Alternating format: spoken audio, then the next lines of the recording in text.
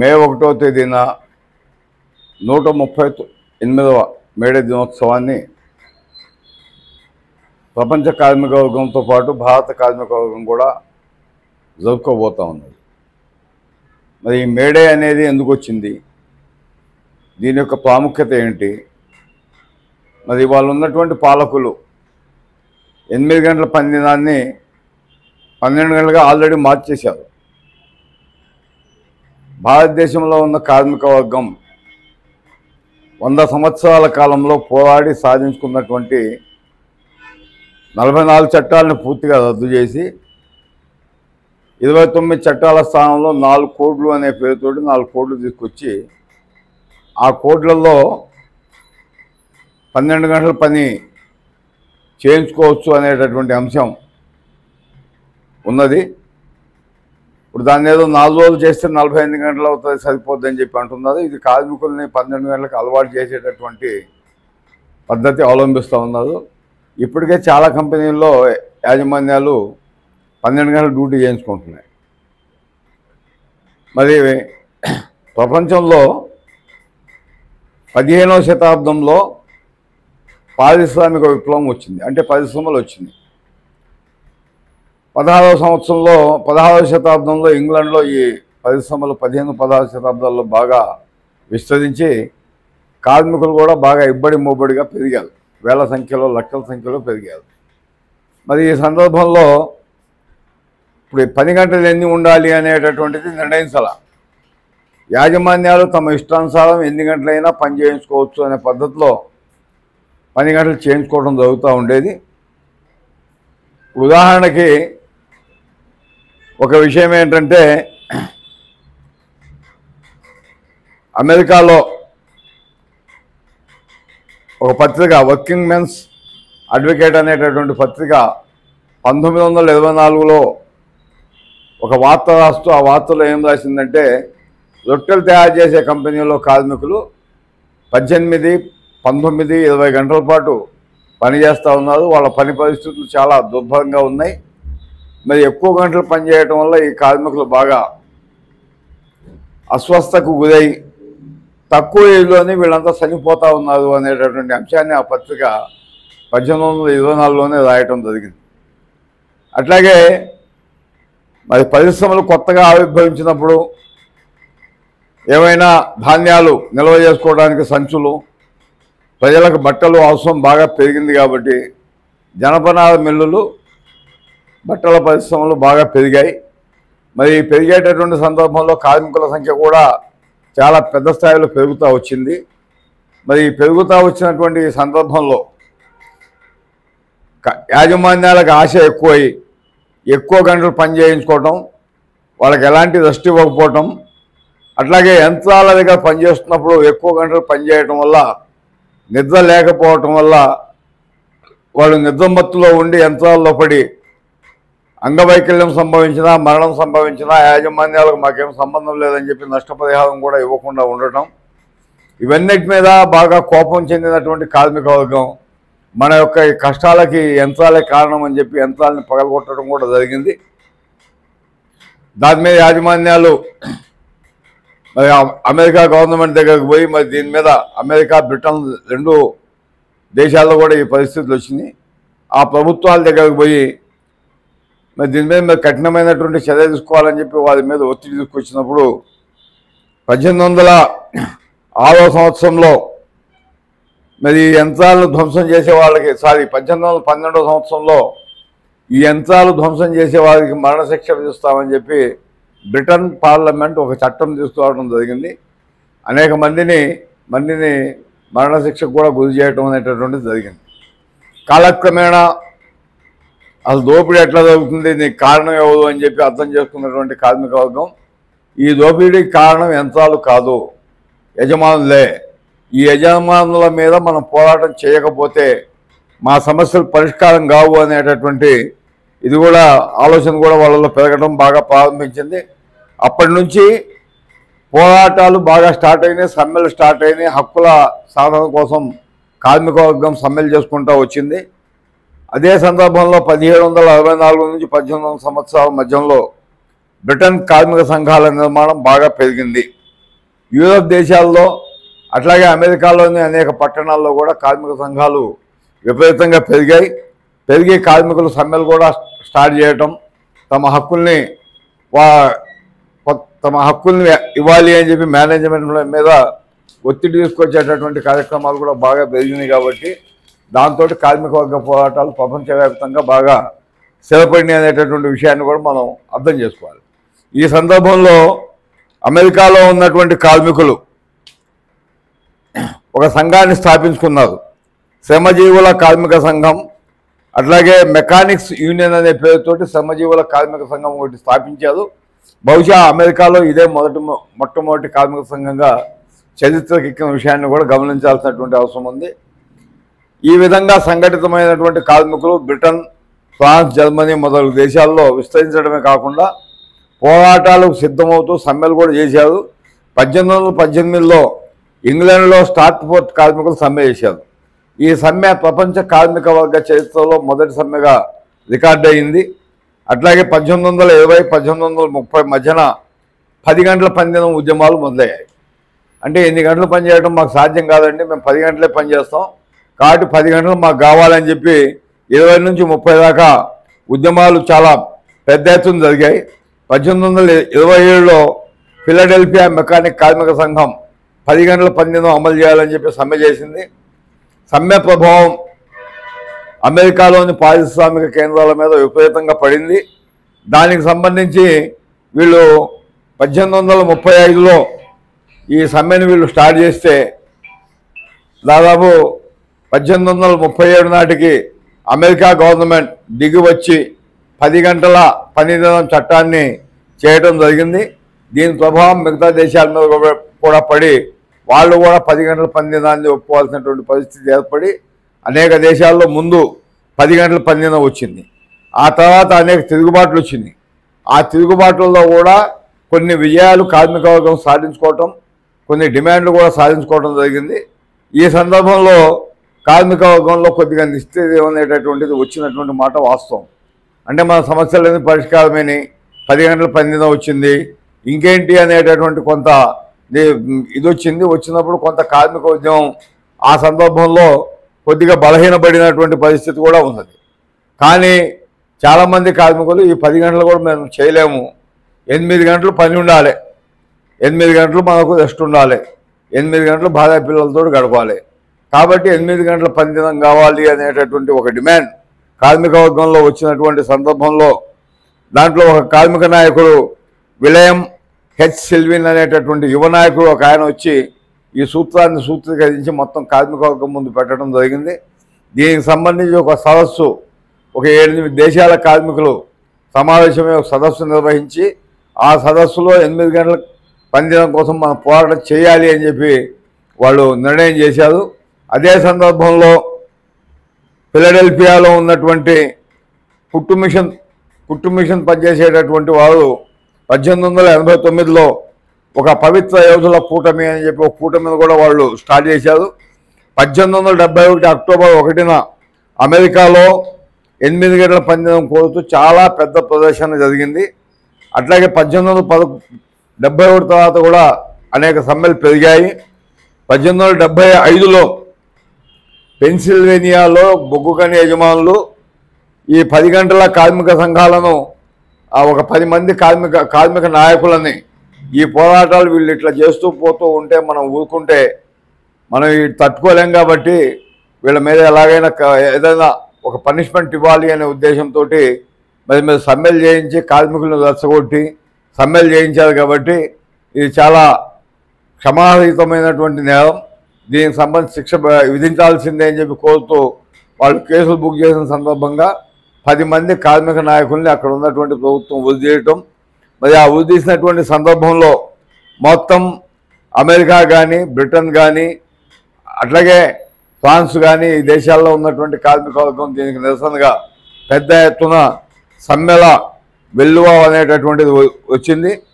దానికి సంబంధించి ఈ 8 గంటల పని కావాలి అని చెప్పి ఎవరైతే అడిగారో సిల్విన్ పాపం ఆయన మరణించడం, 8 గంటల పనిదినం చూడకుండానే ఆయన మరణించడం కూడా జరిగింది. ఆ తర్వాత కొంత కార్మిక ఉద్యమంలో కొంత స్తబ్దత వచ్చింది. వచ్చిన తర్వాత మళ్ళీ 1877లో అమెరికాలో ఉన్నటువంటి కార్మిక వర్గం, ముఖ్యంగా రైల్వే ఉక్కు పరిశ్రమలోని కార్మికులు వేలాది మంది ఈ పోరాటాల్లో పాల్గొన్నారు. అమెరికా దేశవ్యాప్తంగా మొట్టమొదటిసారిగా జరిగిన పోరాటం ఇది. కానీ ఈ పరిశ్రమల అధిపతులు, పెట్టుబడిదారులు ఈ పోరాటాలని పూర్తిగా ధ్వంసం చేయాలని చెప్పి వాళ్ళు చేయని ప్రయత్నం అంటూ లేదు. కానీ ఈ అణచివేతల్ని అధిగమిస్తూ అమెరికా కార్మిక వర్గం సంఘటిత శక్తిగా ఉద్భవించింది. 1888-90 మధ్యన అమెరికా పరిశ్రమలు బాగా అభివృద్ధి చెందాయి. అమెరికా పరిశ్రమలు ఎంత అభివృద్ధి చెందాయో అంత ఆర్థిక సంక్షోభం అమెరికా పరిశ్రమల్లో కూడా రావడం జరిగింది. దీంట్లో కార్మికులను ఉద్యోగాలను తొలగించడం, వాళ్ళు ఆకలితోటి అలమటించి చాలా కార్మికుల యొక్క జీవితాలు ఆర్థికంగా ధ్వంసమైనటువంటి ఒక పరిస్థితి అమెరికాలో నెలకొంది. ఇంత పరిస్థితి నెలకొన్నా కానీ 8 గంటల పనిదినాన్ని మాత్రం మేము వదిలిపెట్టేటటువంటిది లేదు. 8 గంటల పనిదినాన్ని ఆ నినాదంతో మన పోరాటాన్ని ముందుకు తీసుకెళ్ళాలి అని చెప్పి ఒక నూతనంగా ఒక కార్మిక వర్గ సమాఖ్య అనే పేరుతోటి ఒక సమాఖ్యాన్ని స్థాపించి 8 గంటల పనిదినం కోసం వాళ్ళంతా పోరాటంలో దిగినటువంటి పరిస్థితిని కూడా మనం గమనిస్తాం. అట్లాగే అమెరికా ఫెడరేషన్ ఆఫ్ లేబర్ ఆధ్వర్యంలో 81 నుంచి 84 మధ్యకాలంలో సగటున 500 సమ్మెలు జరిగాయి, లాకౌట్లు కూడా జరిగాయి. ఈ క్రమంలో 11,542 పరిశ్రమల్లో సమ్మెలు, 17,500 పరిశ్రమల్లో లాకౌట్లు కూడా జరిగినటువంటి విషయాన్ని కూడా మనం గమనించాల్సినటువంటి అవసరం ఉంది. యావత్ కార్మిక వర్గం చాలా సమస్యల చైతన్యంతో 8 గంటల పని కోసం ఈ పోరాటం నిర్వహించింది. తిరిగి 1886 మే 1వ తేదీన ఒక పెద్ద ఊరేగింపు నిర్వహించాలని చెప్పి అన్ని దేశాల్లో కూడా, అమెరికా, ఫ్రాన్సు, బ్రిటను, ఈ మొత్తం అన్ని దేశాల్లో కూడా పెద్ద ఊరేగింపు నిర్వహించాలని చెప్పి నిర్ణయం చేసిన దాంట్లో భాగంగా ఒక అమెరికాలోనే 1,50,000 మంది కార్మికులు సమ్మెల్లో పాల్గొంటే 3,40,000 మంది కార్మికులు వాళ్ళు మొత్తం ఊరేగింపులు, ఉద్యమాలు మొత్తం చేసినటువంటి ఒక చరిత్ర ఉంది. ఒక చికాగో పట్టణంలోనే 80,000 మంది కార్మికులు ఈ ప్రదర్శనలో కూడా పాల్గొన్నారు. ఈ పాల్గొని మొత్తం ఈ న్యూయార్కు, బాల్టిమోరు, వాషింగ్టన్, మల్వాకీ, పీటర్బర్గ్, ట్రిటియా ఇట్లాంటి నగరాల్లో కార్మిక వర్గం విప్లవ చైతన్యంతో 8 గంటల పనిదినం కోసం సమ్మెలో పాల్గొనడం జరిగింది. కార్మికోద్యమానికి, కార్మిక రాజకీయ ఉద్యమానికి, కార్మికుల అభివృద్ధికి ఈ సమ్మె చాలా ఉపయోగపడింది. 8 గంటల పనిదినానికి ప్రపంచ కార్మిక ఉద్యమ చరిత్రలో మహోజ్వల ఘట్టం మే 1 సమ్మె ఆవిష్కరించబడింది అనేటటువంటి అంశాన్ని కూడా మనం అర్థం చేసుకోవాల్సినటువంటి అవసరం ఉంది. మరి ఈ పద్ధతిలో ఈ జరుగుతూ ఉన్నప్పుడు చికాగో నగరంలో మే కార్మిక్ ఆర్ వెస్టర్ అనే ఒక కంపెనీ ఉంది. ఆ కంపెనీలో కార్మికులు వాళ్ళ హక్కుల కోసం వాళ్ళు సమ్మె జరుపుతూ ఉన్నారు. మరి ఆ కంపెనీ యొక్క యజమాని ఈ సమ్మెను విచ్ఛిన్నం చేయాలనే ఉద్దేశంతో బయట కార్మికులను తీసుకొచ్చి నేను పని చేయించుకుంటా అని చెప్పి బయట కార్మికులను తీసుకొచ్చి పని చేయించుకుంటున్నప్పుడు ఆ కార్మికులను లోపల పోకుండా ఈ కార్మికులు అడ్డుకోవడం జరిగింది. అప్పుడు ఆయన పోలీసు వాళ్ళని కూడా పిలిచి ఈ కార్మికుల మీద కాల్పులు జరిపితే 10 మంది కార్మికులు అక్కడికక్కడే చనిపోవడం జరిగింది. మే 3వ తేదీన ఈ సంఘటన జరిగినటువంటి సందర్భంలో దీనికి స్పందించినటువంటి అక్కడ చుట్టుపక్కల ఉన్న దేశాల్లో కార్మికులు మన వెంటనే దీని మీద తీవ్రంగా ఒక నిరసన ప్రదర్శన చేయాలని చెప్పి మే 4వ తేదీన చికాగో పట్టణం మధ్యలో ఉన్నటువంటి హే మార్కెట్లో ఒక పెద్ద మీటింగ్ ఏర్పాటు చేసింది. మరి ఈ మీటింగ్లో మరి ఆ కంపెనీ యొక్క యాజమాన్యం గుండాలను తీసుకొచ్చి ఇంకేదన్నా శాంతి భద్రతల పరిస్థితి తలెత్తే అవకాశం ఉందని చెప్పి గ్రహించినటువంటి మేయర్ కూడా ఈ మీటింగ్కి శాంతి పోలీసుల దళంతో ఆయన హాజరయ్యాడు. ఆయన హాజరైనటువంటి సమావేశంలో స్పెయిన్, పార్సన్ అనేటటువంటి ఒక ఫిషర్, ఈ 3 నాయకులు ప్రసంగించారు. సభ శాంతియుతంగా జరుగుతుంది, వేలాది మంది కార్మికులు పాల్గొన్నారు. ఆ పాల్గొన్నటువంటి సందర్భంలో సభ శాంతియుతంగా జరుగుతుంది కాబట్టి ఇక నేను వెళ్ళిపోతా అని చెప్పి ఆయన వెళ్తూ పోలీసు వాళ్ళకు కూడా చెప్పాడు. ఏంటంటే మీరు కూడా ఇక్కడ నుంచి వెళ్ళిపోండి, వాళ్ళు మీటింగ్ పెట్టుకొని వెళ్ళిపోతారని చెప్పాడు. మేయర్ గారు వెళ్ళిపోవడంతో చాలామంది కార్మికులు కూడా అక్కడి నుంచి మీటింగ్ నుంచి వాళ్ళు ఇళ్ళకి వెళ్ళిపోయారు. కేవలం 250 మంది కార్మికులు, 150 మంది పోలీసులు అక్కడ మిగిలి ఉండటం జరిగింది. మరి పోలీసు బాస్ వచ్చి ఆ 250 మంది కార్మికులను కూడా మీరు ఇక్కడ ఉండడానికి ఇల్లదే, మీరు వెళ్ళిపోండి అని చెప్పి వాళ్ళని చెల్లా చెదురు చేయడానికి ఆయన తీవ్ర ప్రయత్నం చేసి లాఠీచార్జ్ మొదలుపెట్టాడు.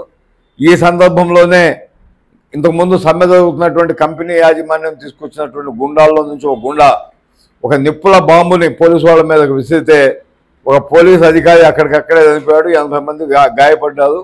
మరి దీన్ని ఈ సంఘటన జరిగిన వెంటనే అక్కడ ఉన్నటువంటి పోలీసులు మొత్తం ఈ కార్మికుల మీద విశిక్షణ రహితంగా తుపాకులతోటి కాల్పులు జరిపితే దాదాపు 14-15 మంది కార్మికులు ప్రాణాలు వదిలిపెట్టడం, అనేక మంది కార్మికులకి గాయాలు జరగడం ఇట్లాంటివైనా జరిగినాయి.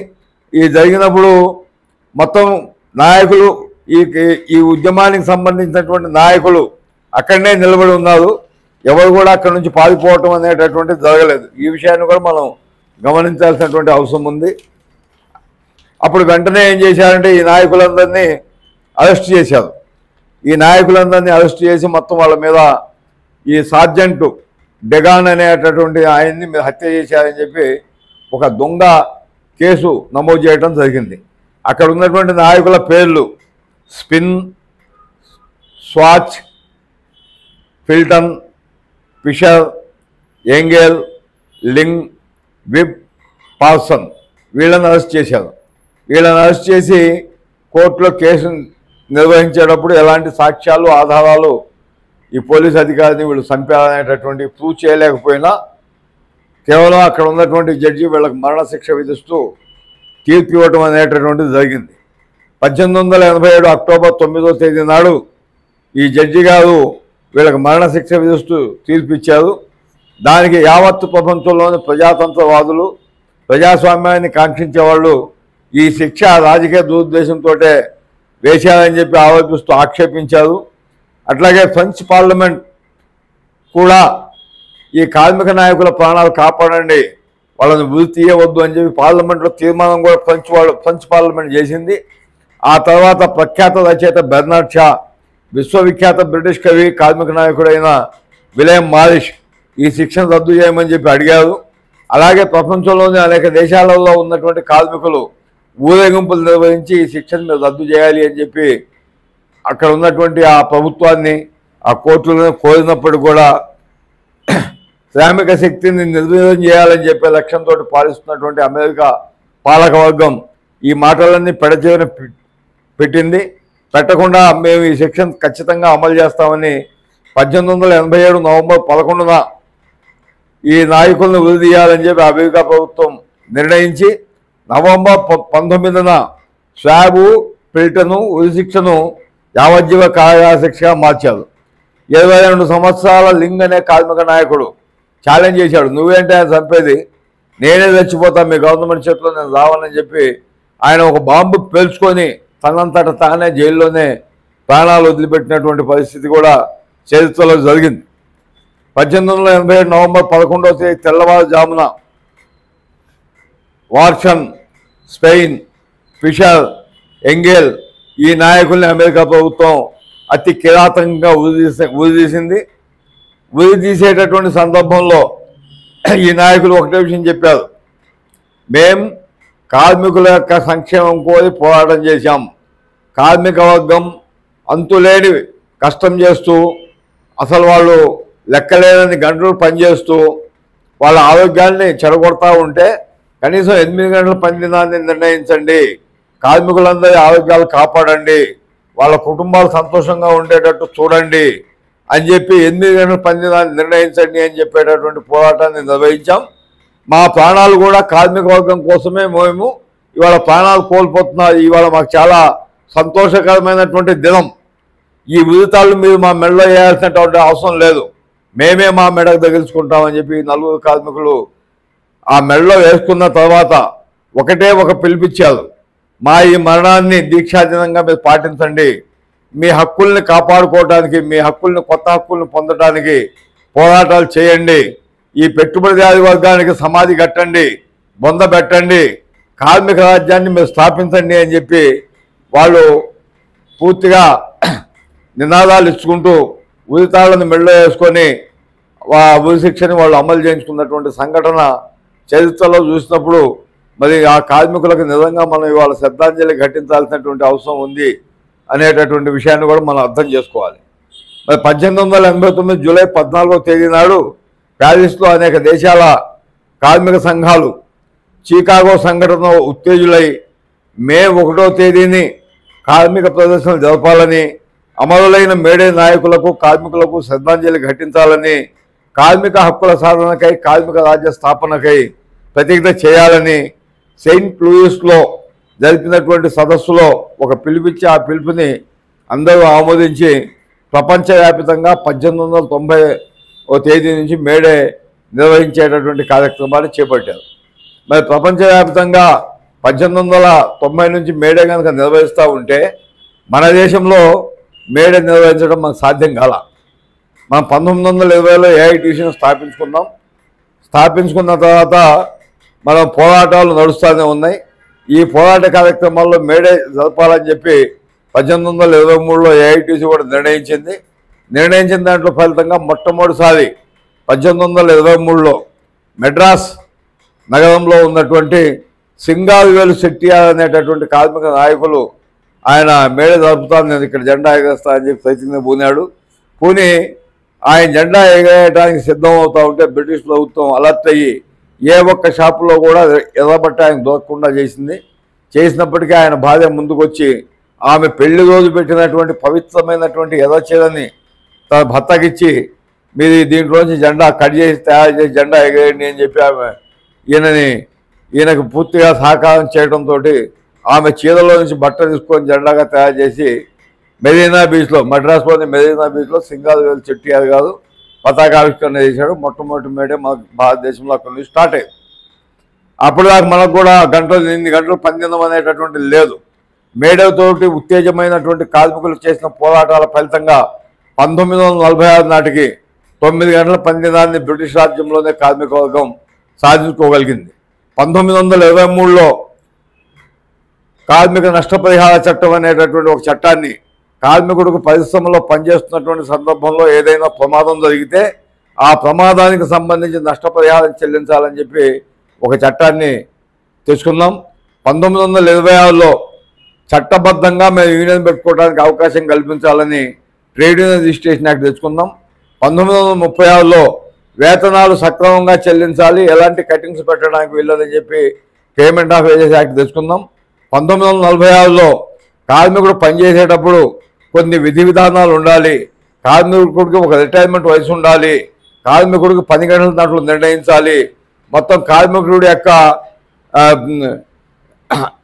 సర్వీస్ కండిషన్స్ ఏ పద్ధతిలో ఉంటాయి అనేటటువంటి అంశాలు దాంట్లో పొందుపరచాలని చెప్పి డిమాండ్ చేస్తూ చేసిన పోరాటాల ఫలితంగా ఇండస్ట్రియల్ ఎంప్లాయ్మెంట్ యాక్ట్, అంటే మనం స్టాండింగ్ ఆర్డర్స్ అని చెప్పి అంటాం, 1946లో రావడం జరిగింది. అంతేకాకుండా 1947 జనవరి నెలలో ఇండస్ట్రియల్ డిస్ప్యూట్ యాక్ట్, పారిశ్రామిక వివాదాల చట్టం, పరిశ్రమలో కార్మికుడికి కానీ యజమానికి కానీ మధ్యలో వివాదం ఏర్పడితే ఆ చట్టం ఎట్లా ఉండాలి, ఆ వివాదం ఎట్లా పరిష్కారం చేసుకోవాలి, జీతం ఎట్లా ఉండాలి, అనేక అంశాలతో కూడినటువంటి చట్టం ఇండస్ట్రియల్ డిస్ప్యూట్ యాక్ట్. దాంట్లో చాప్టర్ 5Bలో ఒక అంశం ఉంది ఏంటంటే 100 మంది అంతకంటే ఎక్కువ కార్మికులు ఉన్నటువంటి పరిశ్రమలో యజమాని ఏదైనా సందర్భంలో కార్మికులను తొలగించాలన్నా, లేఆఫ్ ఇవ్వాలన్నా, కంపెనీ మూసేయాలన్నా ఆ కంపెనీ యాజమాన్యం ప్రభుత్వం యొక్క పర్మిషన్ తీసుకోవాలి అని చెప్పి దాంట్లో ఉన్నటువంటి ఒక నిబంధన ఉంది. మరి ఇవన్నీ ఉంటే యాజమాన్యాలు వాళ్ళ లాభాలు తగ్గుతూ ఉన్నాయి, వాళ్ళకి రావాల్సిన లాభాలు రావట్లేదు అని చెప్పి కొంతమంది గగ్గోలు పెడుతూ వచ్చి వాజ్పేయి గారు అధికారంలో ఉండి ప్రధానమంత్రిగా ఉన్నప్పుడు ఈ కార్మిక చట్టాలన్నీ మేము సవరించి కాలం చెల్లి కార్మిక చట్టాల్లో మార్పులు తీసుకొస్తామనే స్లోగన్ తోటి వీటిని మార్చడానికి ప్రయత్నిస్తూ ఆ 100 పక్కన సున్నా పెట్టి 1000 మంది అంతకంటే తక్కువ కార్మికులు ఉన్నటువంటి పరిశ్రమలో యజమాని తన ఇష్టానుసారం ఏదైనా చేయవచ్చు అని చెప్పి ఆయన ప్రయత్నం చేస్తే అన్ని కార్మిక సంఘాలు కలిసి చేసినటువంటి పోరాటాల ఫలితంగా వాజ్పేయి గారు వెనక్కి తగ్గడం జరిగింది. తగ్గినప్పుడు కూడా ఆయన ఏం చేశారంటే సెకండ్ లేబర్ కమిషన్ అని చెప్పి ఒక లేబర్ కమిషన్ పెట్టి మరి ఈ చట్టాన్ని ఏ పద్ధతిలో వీటిని సవరించాలా అనేటటువంటిది రికమెండేషన్స్ ఇవ్వండి అని చెప్పి ఒక కమిషన్ ఏర్పాటు చేశారు. మరి మోడీ గారు అధికారంలోకి వచ్చిన తర్వాత ఆయన లక్ష్యం ఏంటంటే మొత్తం కార్మిక వర్గం యాజమాన్యాల ముందు బానిసల్లాగా పనిచేయాలి. పనిచేయాలనే ఉద్దేశంతో ఆయన మొత్తం ఆ రికమెండేషన్స్ తెప్పించుకొని మళ్ళీ వీళ్ళ ఆలోచనలను కొన్నింటిని కలిపి గతంలో కార్మికులు పోరాడి సాధించుకుంటున్నటువంటి 44 కార్మిక చట్టాలను పూర్తిగా రద్దు చేసి 29 కార్మిక చట్టాల స్థానంలో 4 కోడ్లు తీసుకొచ్చారు. ఆ కోడ్లలో ఏముందంటే పర్మనెంట్ ఉద్యోగం లేదు. ఆ నిబంధనని స్టాండింగ్ ఆర్డర్స్లో నుంచి తొలగించి దాని స్థానంలో ఏం పెట్టారంటే కాల పరిమితితో కూడుకున్న చట్టాలు, ఇంగ్లీష్లో టైం బేస్డ్ ఎంప్లాయ్మెంట్. అంటే యజమాని ముందే ఆ కార్మికుడు ఎంతకాలం పనిచేయాలి అని నిర్ణయిస్తాడు. గతంలో చట్టంలో ఏముందంటే 58 సంవత్సరాలు కనీసం అతను పూర్తి అయ్యేంతవరకు పనిచేయచ్చు అని చెప్పి ఉంటే, ఈయన మొత్తం ఇది యజమాని నిర్ణయిస్తాడని యజమాని చేతికి పెట్టాడు. ఇంకో విషయం ఏం చెప్పారంటే 1 సంవత్సరం దాటినటువంటి కార్మికులకు గ్రాడ్యుయేట్ ఇస్తామని చెప్పారు. కానీ యజమాని 11 నెలలే సమయాన్ని నిర్ణయిస్తూ కాగితం ఇస్తే 11 నెలల లోపలనే ఇతను ఇంటికి వెళ్ళిపోవాల్సినటువంటి పరిస్థితి ఉంటుంది. ఆ గ్రాడ్యుయేట్ కూడా వచ్చేటటువంటి పరిస్థితి ఉండదు.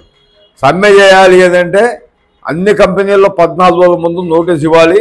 ఆ తర్వాత కన్సిలేషన్ 60 రోజులు జరగాలి.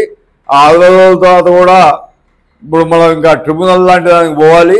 ఇంతకుముందు హైకోర్టుకు పోయేటటువంటి అవకాశం ఉండే, హైకోర్టు కూడా ఇప్పుడు రద్దు చేసేసి ఓన్లీ ట్రిబ్యునల్గా పరిమితం చేశారు. ఆ ట్రిబ్యునల్ సంఖ్యను కూడా పూర్తిగా తగ్గిస్తున్నారు. అంటే కార్మికులకు సంబంధించినటువంటి కేసులు పరిష్కారం చేసుకోవడానికి చట్టబద్ధంగా కూడా అవకాశం లేకుండా ఈ కోర్సులో ఉన్నది. ఈ విషయాన్ని కూడా అర్థం చేసుకోవాలి. ఇందాక నేను చెప్పినట్టు 12 గంటలు పనిదినం కూడా దీంట్లో తీసుకొని పెట్టారు. ఈ 12 గంటలు 45 గంటలు చేయండి చాలు అంటున్నారు. 4 రోజులు పనిచేస్తే 3 రోజులు సెలవు అంటున్నారు. కానీ భవిష్యత్తులో ఇది ఆచరణలో ఎట్లా వస్తుందంటే ఈ 12 గంటలు పనిదినం అనేటటువంటిది అలవాటు అవుతుంది. అలవాటైన యాజమాన్యాలు దీన్ని ఆశగా తీసుకొని కంటిన్యూగా 12 గంటలు చేస్తారు. ఇప్పుడే పాటలు పాడటం మొదలుపెట్టింది పెట్టుబడిదారు వర్గం. దానికి సంబంధించి ఇన్ఫోసిస్ అధినేత అయినటువంటి నారాయణమూర్తి గారు ఒక మాట ఏమన్నారు, 72 గంటలు పనిచేయాలి వారానికి అన్నాడు. అంటే 12 గంటలు రోజుకి అయిపోయింది. ఇలాంటి అంశాలు కార్మిక వర్గానికి చాలా అన్యాయం చేస్తాయి. కాబట్టి మళ్ళీ ఈ మేడే సందర్భంగా మనం ప్రతిదీ బూనాల. ఇవాళ ప్రభుత్వం ఏముంటుంది, ప్రభుత్వ రంగంలో పరిశ్రమలు ఉండడానికి వీల్లేదు, ప్రభుత్వం వ్యాపారం చేయదు, కాబట్టి వ్యాపారస్తుడే వ్యాపారం చేయాలంటుంది. అంటే ఇప్పుడు ఉన్నటువంటి పార్టీ బీజేపీ కానీ ఎన్డీఏ కానీ వ్యాపారస్తులకు సంబంధించినటువంటి పార్టీలు కాబట్టి వ్యాపారుల సంక్షేమం కోసం కార్మికులకు అన్యాయం చేస్తూ కార్మిక వ్యతిరేక చర్యలు తీసుకుంటున్నారు. ఇప్పుడు మాకు ప్రభుత్వ రంగ పరిశ్రమలు వాళ్ళకి వ్యాపార కేంద్రాలు కనపడుతుంటే మాకెట్లా కనపడుతున్నాయంటే ప్రభుత్వ రంగ పరిశ్రమలు ప్రజా సంక్షేమం కోసం మనం ఏర్పాటు చేసుకున్నాం. ప్రభుత్వ రంగ పరిశ్రమల ద్వారా కొన్ని లక్షల మందికి ప్రభుత్వ ఉద్యోగాలు వస్తాయి. దాంతో భారతదేశంలో ఒక మధ్యతరగతి అనేటటువంటిది ఏర్పడింది ఈ ప్రభుత్వ రంగ పరిశ్రమల ద్వారా. అంతేకాకుండా ప్రభుత్వ రంగ పరిశ్రమల ఉత్పత్తులు లాభాల్ని ఆశించకుండా ప్రజలకు అందించేటటువంటి సంక్షేమంగా ఉపయోగపడినవి అనే విషయాన్ని కూడా మనం అర్థం చేసుకోవాల్సినటువంటి అవసరం ఉంది. ఉదాహరణకి ఐడిపిఎల్ పరిశ్రమ నడుస్తున్నంత కాలం మందుల ధరలు అదుపులో ఉన్నాయి. అట్లాగే ఇప్పుడు సింగరేణి బొగ్గు గనుల్లో వాళ్ళు బొగ్గును ఉత్పత్తి చేసి లాభ నష్టాలతో నిమిత్తం లేకుండా వాళ్ళు లాభాలు పెట్టుకోకపోయినా లాభాలు వస్తున్నాయి. దానికి పెట్టుకోకుండా కరెంటు సంస్థలకు ఇవ్వటం వల్ల తక్కువ ధరలో కరెంటు తయారై తక్కువ ధరలో ప్రజలకి ఆ కరెంటు అందుబాటులోకి వస్తూ ఉన్నది. మరి ఇవన్నీ ప్రైవేట్ వాళ్ళకి వస్తే వాళ్ళకి లాభాలు కాబట్టి వాళ్ళు పెంచుతారు. మరి ప్రైవేట్ రంగంలో కనుక మనం చూస్తే మరి మన్మోహన్ సింగ్ ఆర్థిక శాఖ మంత్రిగా ఉన్నప్పుడు, పివి నరసింహారావు గారు ప్రధానమంత్రిగా ఉన్నప్పుడు బ్యాంకులను ప్రైవేటీకరించారు. ప్రైవేటీకరించిన బ్యాంకులన్నీ మొత్తం మూతపడి ఏ ఒక్క బ్యాంకు కూడా పనిచేయలే. ప్రజాధనాన్ని లూటు చేసుకొని తీసుకెళ్లినటువంటి పరిస్థితి ఉన్నది. ఇప్పుడు ఉన్నటువంటి అనేక ప్రైవేట్ సంస్థలు చాలా లాసెస్లో నడుస్తూ ఉన్నాయి. లాస్ వస్తే ఏం చేస్తారు? కింగ్ ఫిషర్ చూసాం, విజయ్ మాల్యా గారిని చూసాం. 9,000 కోట్ల రూపాయలు ఆయన బ్యాంకుల నుంచి ప్రజాధనాన్ని అప్పుగా తీసుకొని చేతులెత్తేసి వెళ్ళిపోయాడు. మొత్తం బ్యాంకు ట్రోఫీ పెట్టాడు. అంటే ప్రజలు నష్టపోయారు ఇక్కడ. ఇట్లా అన్ని కంపెనీలు కూడా లాస్లో ఉన్నాయి. ఏ కంపెనీ కూడా లాభాల్లో లేనటువంటి పరిస్థితి ఉంది. ప్రభుత్వ రంగ పరిశ్రమలే లాభాలను సంపాదిస్తూ ఉన్నాయి, వేలాది మందికి ఉద్యోగాలు కల్పిస్తూ ఉన్నాయి. కాబట్టి ఇంకా ప్రభుత్వ రంగాన్ని మనం పెంచి దాన్ని ముందుకు తీసుకెళ్లాల్సినటువంటి అవసరం ఉన్నప్పటికీ కూడా మన ప్రధానమంత్రి గారు కానీ ఈ ప్రభుత్వం కానీ పెట్టుబడిదారుల పక్షం మేమని చెప్పి నిలబడి సంపద వాళ్లే సృష్టిస్తారని చెప్పి చెప్తున్నారు. నేను ఒక విషయం క్లియర్ చేయదలుచుకున్నా, సంపద సృష్టించేది కార్మికుడే. సంపదను తయారు చేసేది శ్రమ ద్వారానే సంపద సృష్టించబడుతుంది. పెట్టుబడిదారుడు సంపద సృష్టించలేడు. పెట్టుబడిదారులు లేకపోయినా కానీ కంపెనీ నడుస్తుంది, కార్మికులు లేకపోతే కంపెనీ నడవదు. ఈ విషయాన్ని కూడా గవర్నమెంట్ గ్రహించి ప్రజల యొక్క సంక్షేమాన్ని దృష్టిలో పెట్టుకొని మొత్తం ఇక ఈ సంస్కరణలు అనేటటువంటి పక్కకు పెట్టి ప్రభుత్వ రంగాన్ని పెంచాలా అని చెప్పి మేము డిమాండ్ చేస్తూ ఉన్నాం. 8 గంటల పనికి ఎలాంటి విఘాతం కలగకుండా 8 గంటల పని అట్లాగే కొనసాగించాలా, కార్మికులకు ఉన్నటువంటి హక్కులన్నీ అట్లాగే కొనసాగించాలి. తర్వాత రద్దు చేసినటువంటి కార్మిక చట్టాలను పునరుద్ధరించాలి. ఇవే లక్ష్యంగా నినాదంగా ఈ మేడే నాడు కార్మికులతో ఈ మేడేని నిర్వహించుకోవాలని. ఇది ఒక పండగ కాదు. మన కార్మిక సోదరులు, కార్మిక వీరులు, కార్మిక నాయకులు ప్రాణాలని త్యాగం చేసి మనకు దీక్షాదినంగా దీన్ని పాటించాలని అని చెప్పి వాళ్ళు చెప్పినటువంటి రోజు కాబట్టి అంతర్జాతీయ కార్మిక దీక్షా దినంగా దీన్ని మనం పాటించాలా అని చెప్పి ఈ సందర్భంగా ఏఐటీసీ రాష్ట్ర సమితి తరఫు నుంచి కార్మిక వర్గానికి పిలుపునిస్తూ మొత్తం కార్మిక వర్గానికి రెడ్ సాల్యూట్ తెలియజేసుకుంటూ నేను సెలవు తీసుకుంటాను.